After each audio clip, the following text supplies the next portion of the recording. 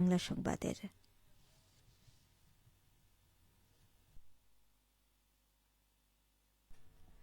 আসসালামু আলাইকুম। বাংলাদেশ বেতার রাজশাহী স্থানীয় সংবাদ পড়ছি রুকসানা আক্তার লাকি। আগামী ২৮ জানুয়ারি নির্বাচনী জনসভায় যোগ দিতে রাজশাহীতে আসছেন বিএনপি চেয়ারপারসন তারেক রহমান। গতরাতে দলীয় এক বৈঠক শেষে বিষয়টি নিশ্চিত করেছেন বিএনপির রাজশাহী বিভাগের সাংগঠনিক সম্পাদক সৈয়দ শাহীন শওকত। এ সময় তিনি বলেন, তারেক রহমানের আগমনকে ঘিরে বিএনপি নেতাকর্মীদের মধ্যে ব্যাপক উৎসাহ উদ্দীপনা বিরাজ করছে। ২৮ জানুয়ারি দুপুর ১২:৩০টায় নগরীর ঐতিহাসিক মাদ্রাসা মাঠে নির্বাচনী জনসভায় যোগ দেবেন তারেক রহমান। তিনি আরও বলেন, তারেক রহমানের এই সফর অত্যন্ত গুরুত্বপূর্ণ হিসেবে দেখছেন। তিনি বিএনপি চেয়ারম্যান হিসেবে জনসমাবেশে বক্তব্য রাখবেন এবং দলের নির্বাচনী অঙ্গীকারগুলো জনসম্মুখে তুলে ধরবেন। জনসভায় তারেক রহমান ধানের শীষ প্রতীকের প্রার্থীদের পরিচয় করিয়ে দেবেন এবং তাদের হাতে আনুষ্ঠানিকভাবে ধানের শীষ প্রতীক তুলে দেবেন। বিকেলে তিনি নওগাঁয় আরেকটি জনসভায় অংশগ্রহণ করবেন। নওগাঁর জনসভা শেষে তিনি বগুড়ার উদ্দেশ্যে রওনা হবেন। ত্রয়োদশ জাতীয় সংসদ নির্বাচন ও গণভোটে পোস্টাল ব্যালটে ভোট দিতে নিবন্ধিত ভোটারদের দ্রুত ভোট প্রদানের অনুরোধ জানিয়েছে নির্বাচন কমিশন।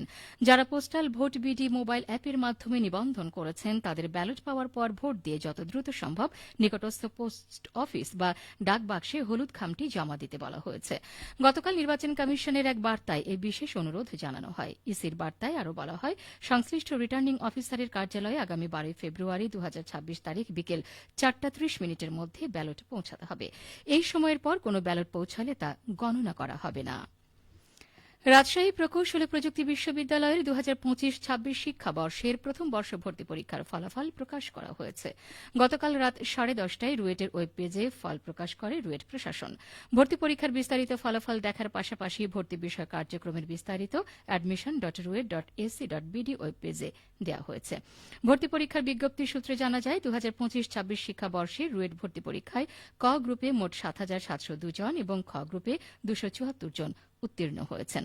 এবারের একক ভর্তি পরীক্ষার মাধ্যমে পুরকৌশল, যন্ত্রকৌশল, ইলেকট্রনিক ও কম্পিউটার কৌশল এবং স্থাপত্য ও পরিকল্পনা অনুষদের অধীনে ১৪টি বিভাগে মোট ১,২৩০টি সাধারণ আসনে শিক্ষার্থী ভর্তি করা হবে।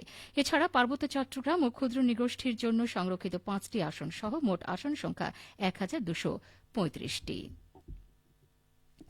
নাটোরের লালপুরের স্বতন্ত্র প্রার্থীর নির্বাচনী জনসভায় নাটোর ১ আসনের বিএনপি মনোনীত প্রার্থী ব্যারিস্টার ফারজানা শারমিন পুতুলের বিরুদ্ধে কুরুচিপূর্ণ মন্তব্য করায় আসনটির স্বতন্ত্র প্রার্থী তাইফুল ইসলাম টিপুকে ১০,০০০ টাকা জরিমানা করা হয়েছে। এ সময় প্রার্থী ভবিষ্যতে এমন ঘটনা আর ঘটাবে না বলে মুচলেকাও প্রদান করেন।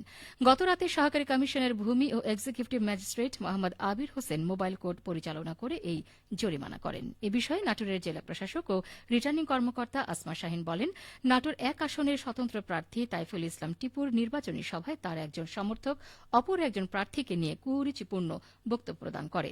এ অপরাধের প্রেক্ষিতে এক্সিকিউটিভ ম্যাজিস্ট্রেট স্বতন্ত্র প্রার্থী তাইফুল ইসলাম টিপুকে ১০,০০০ টাকা অর্থদণ্ড প্রদান করেছেন। প্রার্থী ভবিষ্যতে এমন ঘটনা আর ঘটাবে না বলে মুচলেকা প্রদান করেছেন বলে জানান রিটার্নিং কর্মকর্তা। নওগাঁয় সরকারিভাবে অভ্যন্তরীণ আমন চাল সংগ্রহের লক্ষ্যমাত্রা পূরণ হয়েছে। খাদ্য বিভাগ জানিয়েছে, জেলায় সিদ্ধ চালের সংগ্রহ লক্ষ্যমাত্রা ছিল ২৪,৪৩৪ মেট্রিক টন। অতিরিক্ত বরাদ্দ সহ সংগ্রহ হয়েছে ৩৩,৯৩২ মেট্রিক টন। এছাড়া ৩,৩০৫ মেট্রিক টন ধান সংগ্রহের লক্ষ্য নিয়ে অভিযান শুরু করে এ পর্যন্ত ৩,০৩৬ মেট্রিক টন সংগ্রহ হয়েছে। জেলা খাদ্য নিয়ন্ত্রক ফরহাদ খন্দকার জানিয়েছেন, চলতি আমন মৌসুমে ৩৯ টাকা কেজি দরে সরাসরি কৃষকের কাছ থেকে ধান ও ৫০ টাকা কেজি দরে মিলারদের কাছ থেকে সিদ্ধ চাল সংগ্রহ করা হয়েছে। কৃষক আবাদ থেকে ধানের ফলন ভালো ও ভালো দাম পেয়ে লাভবান হয়েছে। চলতি মৌসুমে বগুড়ার আদমদীঘি উপজেলায় সরিষার বাম্পার ফলনের সম্ভাবনা রয়েছে। সরিষা চাষে এবার লাভের আশা করছেন চাষিরা।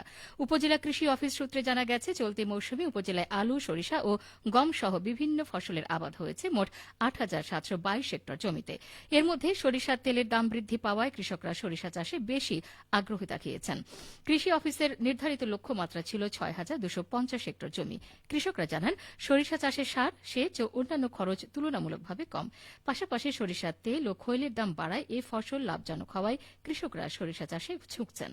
উপজেলা কৃষি অফিসার কৃষিবিদ রবিউল ইসলাম বলেন, কৃষি অফিসের পরামর্শ অনুযায়ী পরিচর্যা করায় সরিষা ক্ষেতে রোগ বালাই তুলনামূলকভাবে কম। আবহাওয়া অনুকূলে থাকলে চলতি মৌসুমে সরিষার বাম্পার ফলনের সম্ভাবনা রয়েছে। সবশেষে আবহাওয়া। আজ দুপুর 12টায় রাজশাহীতে তাপমাত্রা ছিল 24.6 ডিগ্রি সেলসিয়াস। এ সময় বাতাসে আপেক্ষিক আর্দ্রতার পরিমাণ ছিল 48%। রাজশাহী ও পার্শ্ববর্তী এলাকায় আজ সূর্যাস্ত সন্ধ্যে 5:45 মিনিটে। সংবাদ শেষ হল। আমাদের পরবর্তী সংবাদ দুপুর 2:05 মিনিটে।